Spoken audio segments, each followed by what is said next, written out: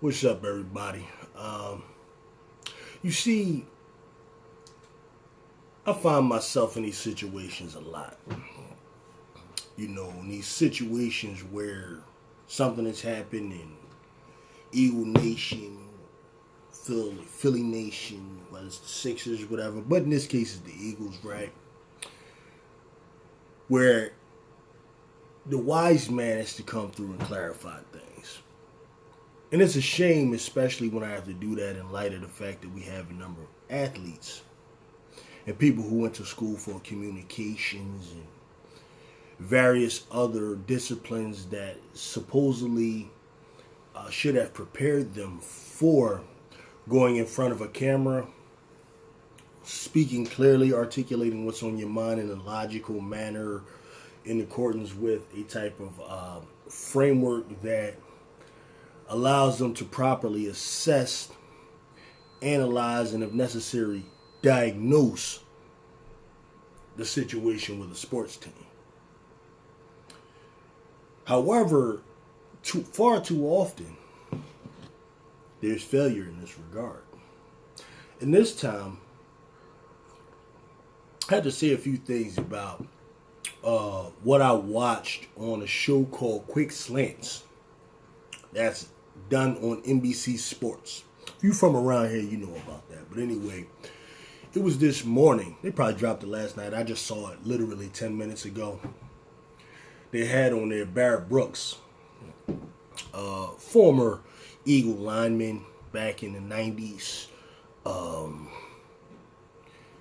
who later played for the Steelers. I think he won a Super Bowl over there. Whatever. He's Barrett Brooks, right? We ain't got to go all into that. We had another reporter on there, along with Danny Palmello, who usually covers the Sixers, but he does this Eagles Quick Slant show. And Barrett Brooks was asked a question about Jalen Hurts in comparison to Carson Wentz and what Jalen Hurts will do and everything. And he said some things, man, that, you know, is indicative of the type of dumb shit that I really am talking about, right? He said he fully believes, you know, the Eagles are just still 100% committed to Carson Wentz, which in sports we know is never really the case. I mean, but he's looking at the money and he's just thinking because they're paying him the money that he's going to play regardless, right? But then he said something which really prompted me to make this video. And that thing that he said was he believes Carson Wentz is the better quarterback. That's a subjective thing. That's fine, and I understand. I don't have a problem with that statement. You can believe whatever you want. Free country, right? But then he went to explain why. This boss said that he believes that Carson Wentz has better intangibles. Than Jalen Hurts. And you know, I had to really sit there and think about, like, is this guy serious? Is he really good at his job? What is he talking about? Intangibles.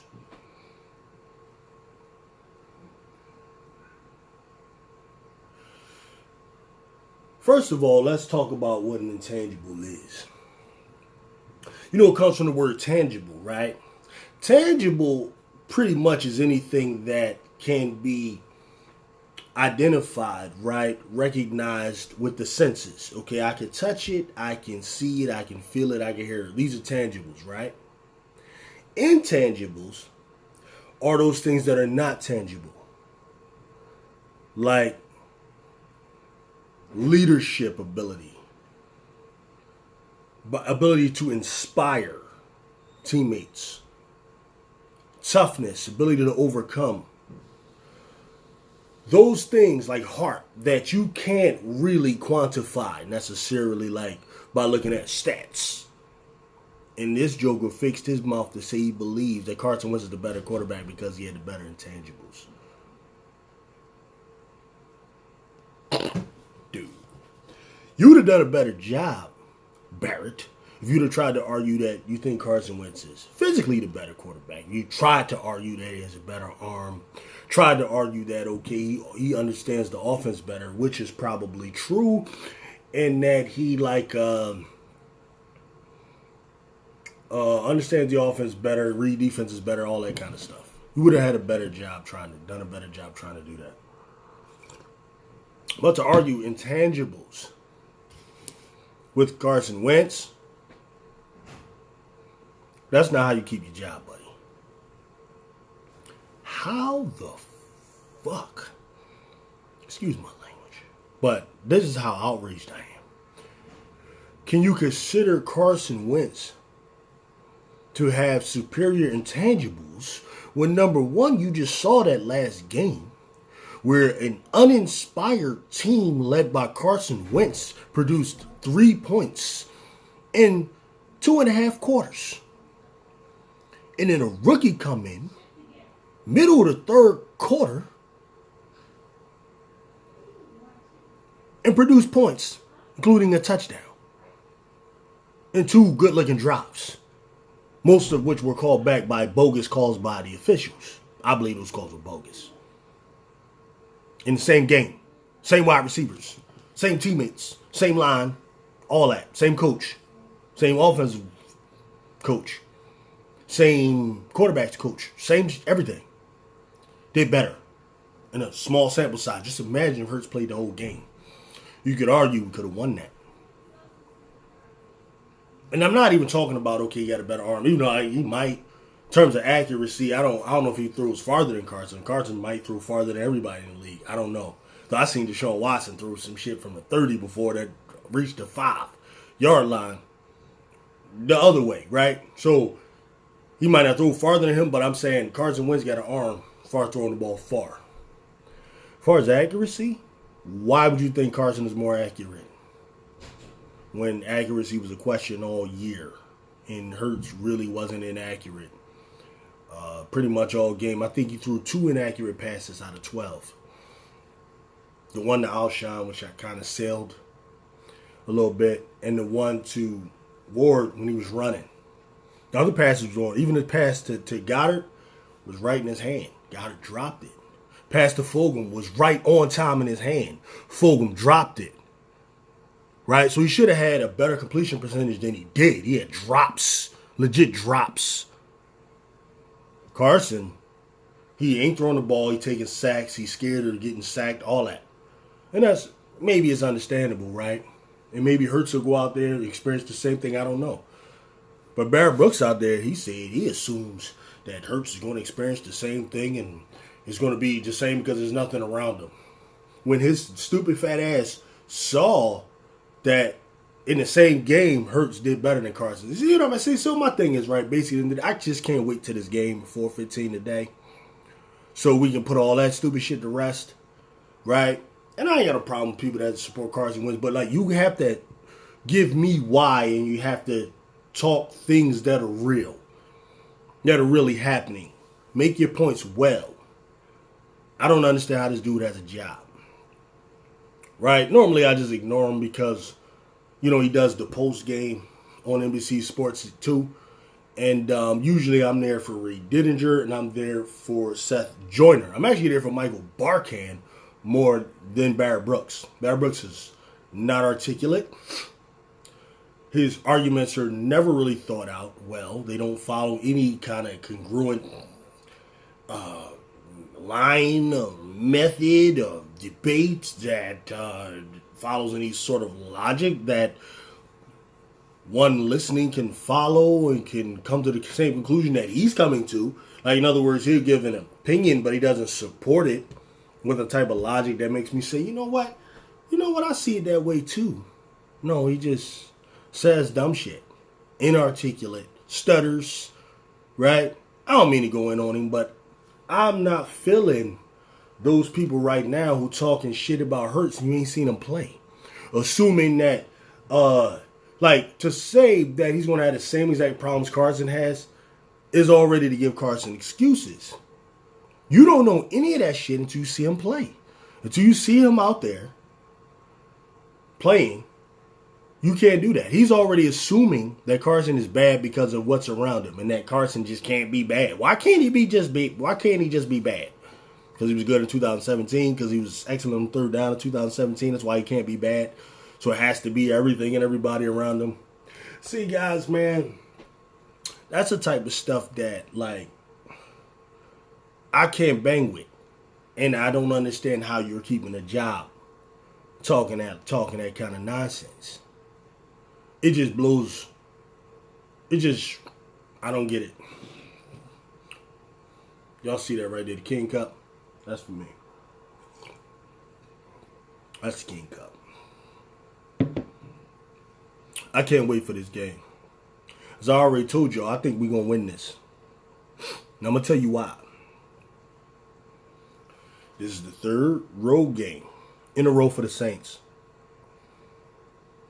That's hard. Taysom Hill's the starting quarterback of the Saints. He sucks.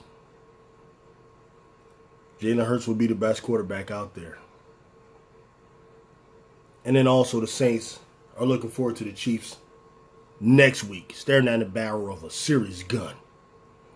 So they're going to overlook the Eagles. So you're not going to get the A game of the Saints, which they don't have an A game without Drew Brees anyway. If Drew Brees was playing, I wouldn't pick the Eagles, of course. Boy, Taysom Hill, Tebow 2.0. And I don't even know if he's as good as Tim Tebow, honestly. That's what I think of Taysom Hill. They're not going to score a lot of points. Their defense is overrated. Yeah. Malcolm Jenkins left. I don't give a shit about Malcolm Jenkins leaving. Last time when Malcolm Jenkins was here, he was getting barbecued. Yes, he's a great leader. Yes, he's a great motivator. Yes, he can get the guys up. Yes, I probably has something to do with how well we played within the last 4 games last year. Not his play. But come on, man. We've seen real safeties in this city. We've seen Wes Hopkins and Dirty Waters. We've seen Brian Dawkins, Hall of Famer. Malcolm Jenkins, it's not those guys. Okay? He might be as good as Waters as one of them. Not Wes Hopkins. Wes Hopkins is my favorite. I like safeties that hit. Malcolm Jenkins is not a hitter. Though he did knock Brandon Cooks out. I give him that. That was the best hit I've seen him do. But he's not a hitter generally. I'm a Cam Chancellor, Jamal Adams type safety ball. That's what I like. Steve Atwater, I'm back from that time. That era. You know? Like I said, Barrett Brooks you got to step your game up on your job, dude. I don't want to see you lose your job or nothing like that, but I'm just saying that take on why Hurts and Carson Wentz is just better because of intangibles. What leadership has Carson Wentz shown? Especially through adversity. I mean, sure, 2017, everything looks fine. But what about the reports coming out about his leadership? When there's adversity, why does all this stuff come out? And of course, it could all be bullshit, but I don't know. Who knows? Jalen Hurts is a guy that I think has way better intangibles. Everything I heard about him states that he's a good leader. He's a guy that people gravitate to, and I can see it. You can just see when he gives his interviews. He's smooth. You know what I mean? He don't let up the game plan like he's not he knows what he's talking about. Like I like the ball. I like him. Good interviewer. To say that Carson has better intangibles is completely baseless bullcrap that I can't believe they let him get away with saying. I think the kid's going to do well. And if he does do well, if he balls out the next 4 games, or balls out this game and they put Carson back in there, I'm going to be one of the fans that's going to go crazy. If you playing a guy just because he getting money, I will kill you on this channel, Jeffrey. I will be a guy that the Eagles will have no refuge from. If Jalen Hurts goes out there and balls out the next 4 games, and they go immediately back to Carson Wentz without so much of a competition, you will have no safety from me. This channel will kill you, and I will be all up on other channels killing it. And I will be calling up WIP and 97.5, killing Jeffrey Lurie. Because you go ahead with that Carson Wentz crap again, you can try all that shit all you want, go with him all you want. If you go out there and do this shit again next year, that's going to be 2 lost years. The head's going to roll.